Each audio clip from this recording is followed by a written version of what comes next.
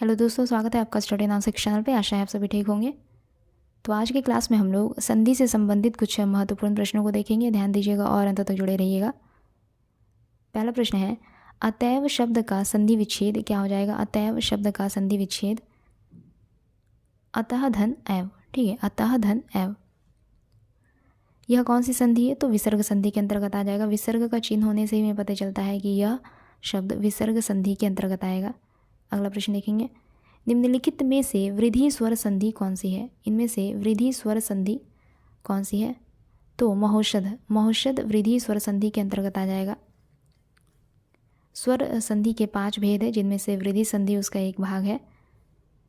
वृद्धि संधि वाले जो शब्द होते हैं, इन शब्दों के मध्य में ज़्यादातर हमें ए और औ की ध्वनि सुनाई देती है। ठीक है, ए और औ की ध्वनियाँ हमें सुनाई देती है वृद्धि स्वर संधि वाले शब्दों में। जैसे उदाहरण के तौर पर देखते हैं, मतैक्य।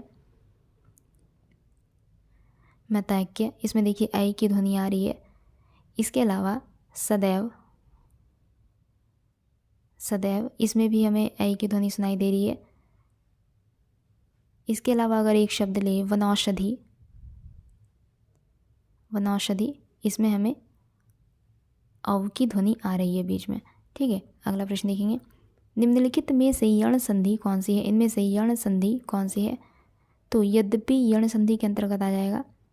यद्यपि का संधि विच्छेद हो जाएगा। यद्यपि का संधि विच्छेद हो जाएगा। यदि धन अपि। यदि धन अपि। यण संधि वाले जो शब्द होते हैं, इन शब्दों के मध्य में, यण संधि वाले जो शब्द होते हैं, इन शब्दों के मध्य में हमें ज़्यादातर य व र की ध्वनि आती है। ठीक है, य व र की ध्वनि आती है ऐसे शब्दों के मध्य में हमें ज़्यादातर। और ये जो होते हैं, ये आपके आधा होते हैं, यानी कि आधा य, आधा व, आधा र जैसे शब्द का इस्तेमाल किया जाता है शब्दों के मध्य में। जैसे उदाहरण के तौर पर देखें तो अत्यंत। अत्यंत, ठीक है, यहाँ पे देखिए आधा त इस्तेमाल किया गया है। इस तरह के जो शब्द होते हैं, ये सभी आपके हो जाएंगे, यण संधि के अंतर्गत आ जाएंगे। जैसे अगर एक और उदाहरण लें हम, तो प्रत्येक। प्रत्येक, ऐसे जो शब्द होते हैं, ये सभी आपके यण संधि के अंतर्गत आ जाएंगे।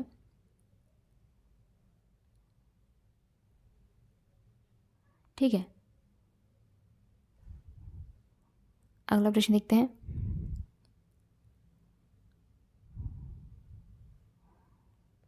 उल्लास शब्द का संधि विच्छेद क्या हो जाएगा? उल्लास शब्द का संधि विच्छेद क्या हो जाएगा? तो उत धन लास। उल्लास शब्द का संधि विच्छेद हो जाएगा उत धन लास। यह कौन सी संधि है? तो यह व्यंजन संधि के अंतर्गत आएगा। उल्लास व्यंजन संधि के अंतर्गत आएगा। अगला प्रश्न देखेंगे, पावन शब्द का सही संधि विच्छेद क्या है? पावन शब्द का सही संधि विच्छेद हो जाएगा पौ धन अन। पौ धन अन, यह अयादि संधि के अंतर्गत आएगा। पावन अयादि संधि के अंतर्गत आएगा। अयादि संधि वाले जो शब्द होते हैं, इन शब्दों के मध्य में हमें ज़्यादातर अय, आय, औ तथा आओ की ध्वनि सुनाई देती है। ठीक है, जैसे उदाहरण के तौर पर अगर हम देखें तो इस प्रकार,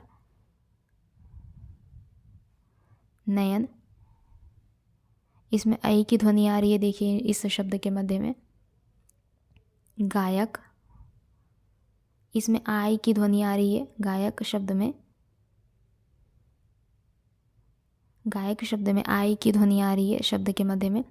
इसी प्रकार अयादि संधि वाले जो शब्द होते हैं, इन शब्दों के मध्य में कौन कौन सी ध्वनि आती है? अय, आय, औ, आओ की ध्वनि आती है। अगला प्रश्न देखेंगे, महाशय शब्द का संधि विच्छेद क्या हो जाएगा? महाशय शब्द का संधि विच्छेद क्या हो जाएगा? तो महाधन आशय। महाधन आशय, महाशय शब्द का संधि विच्छेद हो जाएगा। इसके अलावा यह कौन सी संधि है? तो दीर्घ स्वर संधि है। महाशय कौन सी संधि हो जाएगी? दीर्घ स्वर संधि, या फिर कहे तो दीर्घ संधि है यह। ठीक है, दीर्घ संधि वाले जो शब्द होते हैं, इन शब्दों के मध्य में ज़्यादातर आ, बड़ी, बड़ा ऊ वाले जैसे शब्द आते हैं, यानी कि ध्वनि आती है आ, बड़ाई, बड़ा ऊ जैसे ध्वनियाँ इसमें सुनाई देती है दीर्घ संधि वाले शब्दों में। ठीक है,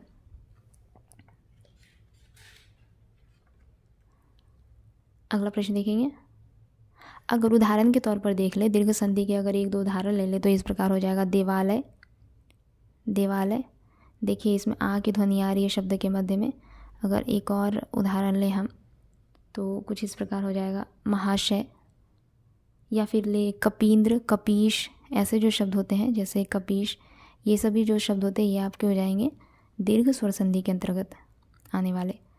ठीक है, अगला प्रश्न है उच्चारण का संधि विच्छेद क्या हो जाएगा। उच्चारण का सही संधि विच्छेद क्या हो जाएगा, तो उत्तधन चारण, उत्तधन चारण।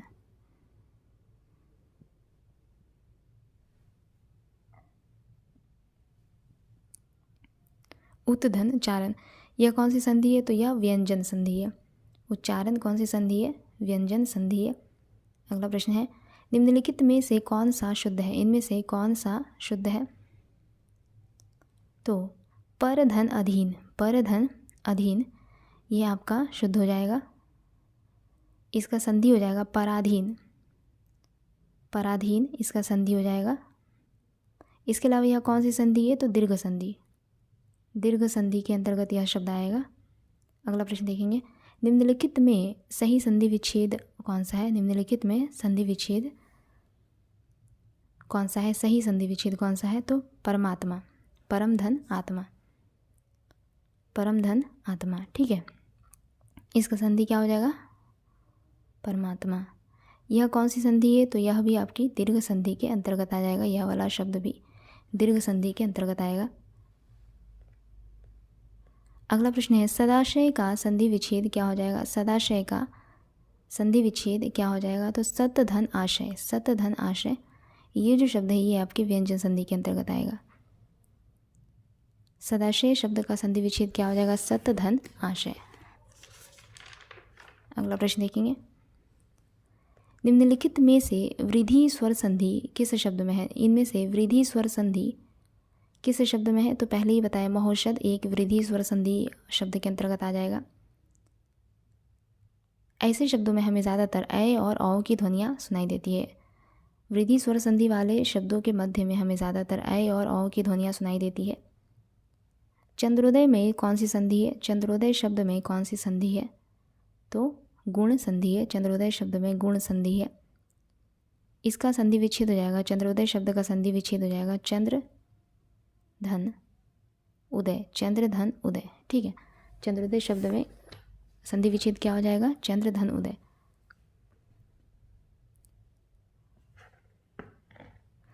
इसके अलावा गुण संधि वाले जो शब्द होते हैं ऐसे शब्दों में ज़्यादातर ए ओ और की ध्वनि आती है। गुण संधि वाले शब्दों के मध्य में हमें ज़्यादातर ए ओ और अर की ध्वनि आती है। ठीक है, जैसे उदाहरण के तौर पर अगर देखें तो नरेंद्र, नरेंद्र इसमें देखिए ए की ध्वनि आ रही है मध्य में। सुरेश, सुरेश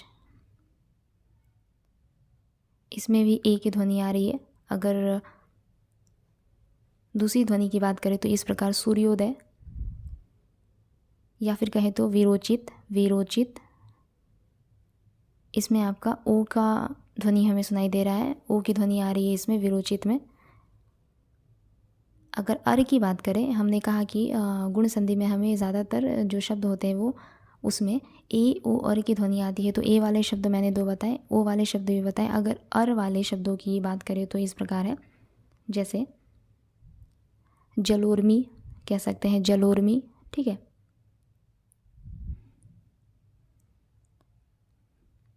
इसमें देखिए यहाँ पे आपका अर से जैसे अर की ध्वनि एक प्रकार से आ रही है, जलोर्मी। ठीक है, अगला प्रश्न देखते हैं मनः धन रमा में, मनः धन रमा में संधि करने से जो शब्द बनेगा उसका संबंध किस संधि से होगा। तो मनः धन रमा में संधि करने से जो शब्द बनेगा उसका संबंध विसर्ग संधि से हो जाएगा। ठीक है, विसर्ग संधि होगा।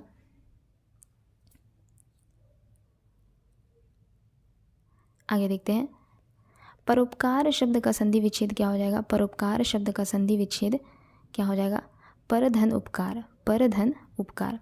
यह कौन सी संधि है, तो यह गुण संधि है। ठीक है, यह गुण संधि है। आगे बढ़ेंगे विसर्ग के साथ स्वर अथवा व्यंजन के संयोग से जो विकार उत्पन्न होता है उसे किस संधि के नाम से जानते हैं? तो विसर्ग संधि के नाम से जानते हैं उसे। कपि धन ईश का सही संधि संयोजन क्या हो जाएगा? कपि धन ईश का सही संधि संयोजन क्या हो जाएगा? कपीश। यह कौन सी संधि है? तो यह दीर्घ संधि के अंतर्गत आएगा, कपीश। आगे बढ़ेंगे। अनधिकृत शब्द का संधि विग्रह क्या हो जाएगा? अनधिकृत शब्द का संधि विग्रह क्या हो जाएगा? अनधन अधिकृत, अनधन अधिकृत, इसका संधि विच्छेद हो जाएगा। आगे बढ़ते हैं। मृत्यु धन उपरांत में संधि करने से एक शब्द निर्मित होगा, वह कौन सा होगा? मृत्यु धन उपरांत में एक संधि करने से कौन सा शब्द निर्मित होगा? तो मृत्युपरांत। विकल्प क। यह कौन सी संधि है? तो यह दीर्घ संधि के अंतर्गत आ जाएगा। आगे बढ़ेंगे। निम्नलिखित में से कौन सा व्यंजन संधि का उदाहरण है? इनमें से कौन सा व्यंजन संधि का उदाहरण है? तो सदाचार व्यंजन संधि का उदाहरण है। सत धन आचार, इसका संधि विच्छेद कुछ इस प्रकार हो जाएगा, सत धन आचार। निम्न में से कौन सा कथन गलत है? इनमें से कौन सा कथन गलत है? तो विसर्ग के साथ विसर्ग के मेल से उत्पन्न विकार को विसर्ग संधि कहते हैं, यह कथन गलत है। इनमें से दो वर्णों के मेल से होने वाले विकार को संधि कहते हैं, दो स्वरों के मेल से उत्पन्न विकार को स्वर संधि कहते हैं, व्यंजन से स्वर अथवा व्यंजन के मेल से उत्पन्न विकार को व्यंजन संधि कहते हैं, विसर्ग के साथ विसर्ग के मेल से उत्पन्न विकार को विसर्ग संधि कहते हैं। यह यहाँ पे गलत हो जाएगा। अगला प्रश्न देखेंगे। निम्न में से कौन सा कथन गलत है? इनमें से कौन सा कथन गलत है? तो संधि में दो पक्षों का मेल होता है, यह कथन गलत बताया गया है। आगे बढ़ेंगे। संधि तोड़ने से विच्छेद कहते हैं, संधि तोड़ने को विच्छेद कहते हैं। समास में पदों के प्रत्यय समाप्त कर दिए जाते हैं, समास तोड़ने को विग्रह कहते हैं। ये सभी सही है परंतु विकल्प का गलत हो जाएगा। मनोहर शब्द में कौन सी संधि है? मनोहर शब्द में कौन सी संधि है? तो विसर्ग संधि है। अभी थोड़ी देर पहले इसका अगर कहे तो संधि विच्छेद किया गया था, मनः धन हर, मनः धन हर। ठीक है, आगे बढ़ेंगे। अत्यधिक का शुद्ध संधि विच्छेद क्या हो जाएगा? अत्यधिक शब्द का शुद्ध संधि विच्छेद क्या हो जाएगा? तो अति धन अधिक, अति धन अधिक, यण संधि है। अत्यधिक कैसा संधि है? तो यण संधि है। अत्यधिक शब्द यण संधि के अंतर्गत आएगा। आगे बढ़ेंगे। द्वापी का संधि विच्छेद क्या हो जाएगा? द्वापी का संधि विच्छेद क्या हो जाएगा? तो द्वधन अपि, द्वधन अपि, यह कौन सी संधि है? तो अयादि संधि है। द्वापी किस संधि के अंतर्गत आ जाएगा? अयादि संधि के अंतर्गत आ जाएगा। वाग जल का संधि विच्छेद क्या हो जाएगा? वाग जल का संधि विच्छेद क्या हो जाएगा? तो वाक धन जाल, वाक धन जाल, यह कौन सी संधि है? तो व्यंजन संधि है यह। तल्लीन शब्द का संधि विच्छेद क्या हो जाएगा? तल्लीन शब्द का संधि विच्छेद क्या हो जाएगा? तत् धन लीन, तत् धन लीन, यह कौन सी संधि है? तो यह भी व्यंजन संधि है। तल्लीन शब्द व्यंजन संधि के अंतर्गत आ जाएगा। उच्छिष्ट का शुद्ध संधि विच्छेद क्या हो जाएगा? उच्छिष्ट का शुद्ध संधि विच्छेद हो जाएगा उत धन शिष्ट, उत धन शिष्ट, यह भी व्यंजन संधि के अंतर्गत है। अगला प्रश्न है, शब्द अन्वय का संधि विच्छेद क्या है? शब्द अन्वय का संधि विच्छेद हो जाएगा अनुधन अय, अनुधन अय, अनु जिसमें छोटी ऊ की मात्रा लगी हुई है, यह यण संधि के अंतर्गत आ जाएगा, यण संधि के अंतर्गत आ जाएगा यह शब्द। आगे बढ़ेंगे। निम्नलिखित में से किस शब्द में गुण संधि है? इनमें से किस शब्द में गुण संधि है? तो देवेंद्र शब्द में गुण संधि है। देव धन इंद्र, इसका संधि विच्छेद इस प्रकार हो जाएगा, देव धन इंद्र। आगे बढ़ेंगे। गुण संधि में आपको पहले ही बताया है कि गुण संधि वाले जो शब्द होते हैं इन शब्दों के मध्य में ज़्यादातर ए, ओ और अर की ध्वनि आती है।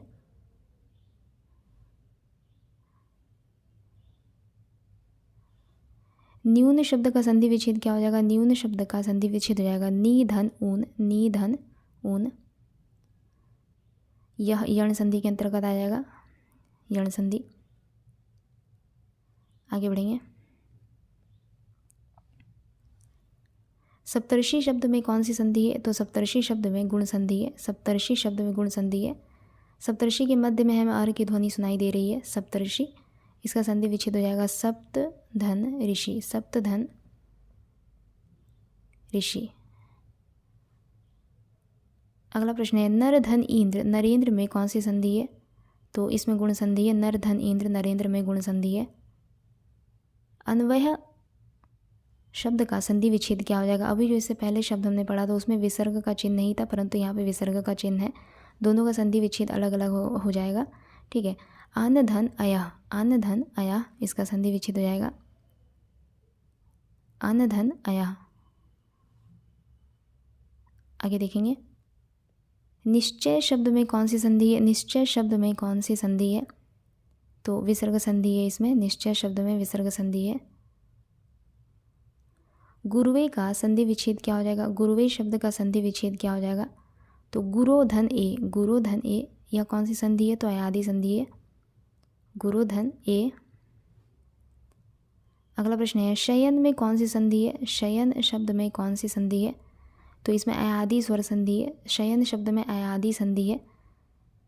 इसका संधि विच्छेद हो जाएगा शे धन, शे धन अन, शे धन अन। अगला प्रश्न है मदोन्मत्त शब्द का संधि विच्छेद क्या हो जाएगा? मदोन्मत्त शब्द का संधि विच्छेद हो जाएगा मद धन उन्मत्त, मद धन उन्मत्त, मद धन उन्मत्त, इसका संधि विच्छेद हो जाएगा। यह कौन सी संधि है? तो यह गुण संधि के अंतर्गत आ जाएगा। मदोन्मत्त शब्द गुण संधि के अंतर्गत आ जाएगा। वीरोचित शब्द का संधि विच्छेद क्या हो जाएगा? वीरोचित शब्द का संधि विच्छेद हो जाएगा वीर धन उचित, वीर धन उचित।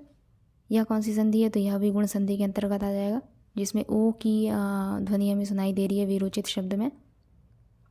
निष्काम का संधि विच्छेद हो जाएगा, निष्काम का संधि विच्छेद हो जाएगा निहिधन काम, निहिधन काम। अगला प्रश्न है अधोगति का संधि विच्छेद क्या हो जाएगा? अधोगति शब्द का संधि विच्छेद हो जाएगा अध धन गति, अध धन गति। यह कौन सी संधि है? तो यह विसर्ग संधि के अंतर्गत आ जाएगा। अगला प्रश्न है नवोढ़ा शब्द में कौन सी संधि है? नवोढ़ा शब्द में कौन सी संधि है? तो इसमें गुण संधि है। नवोढ़ा शब्द में गुण संधि है। इसमें भी देखिए नवोढ़ा शब्द में भी ओ की ध्वनि आ रही है। किस शब्द में विसर्ग संधि है? निम्न में से किस शब्द में विसर्ग संधि है? तो दुष्कर शब्द में विसर्ग संधि है। इसका संधि विच्छेद हो जाएगा दुहधन, दुहधन कर, दुहधन कर। अगला प्रश्न है दुर्जन का संधि विच्छेद क्या हो जाएगा? दुर्जन शब्द का संधि विच्छेद क्या हो जाएगा? दुहधन जन, दुहधन जन। बृहस्पति का संधि विच्छेद क्या हो जाएगा? बृहस्पति का संधि विच्छेद हो जाएगा बृह, बृह बृह धनपति, बृह धनपति। यह विसर्ग संधि के अंतर्गत आ जाएगा। विसर्ग के चिन्ह से ही पता चल रहा है। दुष्य प्रकृति शब्द का संधि विच्छेद क्या हो जाएगा? दुष्य प्रकृति शब्द का संधि विच्छेद हो जाएगा दुहधन प्रकृति, दुहधन प्रकृति। पया धन धर का संधि रूप क्या हो जाएगा? पया धन धर का संधि रूप क्या हो जाएगा? पयोधर। अगला प्रश्न है तेजोमय का संधि विच्छेद क्या हो जाएगा? तेजोमय शब्द का संधि विच्छेद क्या हो जाएगा? तेज धनमय, तेज धनमय। यहाँ पे नुक्ता नहीं होगा, ज के नीचे जो नुक्ता लगा यह नुक्ता नहीं होगा, केवल तेज में विसर्ग का चिन्ह होगा धनमय। तेजोमय का संधि विच्छेद यही हो जाएगा। हरिश्चंद्र में प्रयुक्त किस संधि का नाम सही है? विसर्ग संधि। हरिश्चंद्र में कौन सी संधि का प्रयोग हुआ है? विसर्ग संधि। इसका संधि विच्छेद हो जाएगा हरिधन, हरिधन चंद्र, हरिधन चंद्र। अगला प्रश्न है मनोविज्ञान में कौन सी संधि है? मनोविज्ञान शब्द में कौन सी संधि है? तो इसमें भी विसर्ग संधि है। इसका संधि विच्छेद हो जाएगा मनःधन, मनःधन विज्ञान, मनःधन विज्ञान। अगला प्रश्न है सज्जन का संधि विच्छेद क्या हो जाएगा? सज्जन शब्द का संधि विच्छेद क्या हो जाएगा? सत धन जन। सत धन जन, यह कौन सी संधि है? तो यह अव्यंजन संधि के अंतर्गत आ जाएगा। ठीक है, तो आज का यह हमारा अंतिम प्रश्न रहा। अगले क्लास में जल्दी मिलेंगे, तब तक के लिए अगर आप लोगों को हमारी क्लास अच्छी लगे तो लाइक, शेयर और सब्सक्राइब ज़रूर कीजिएगा। धन्यवाद।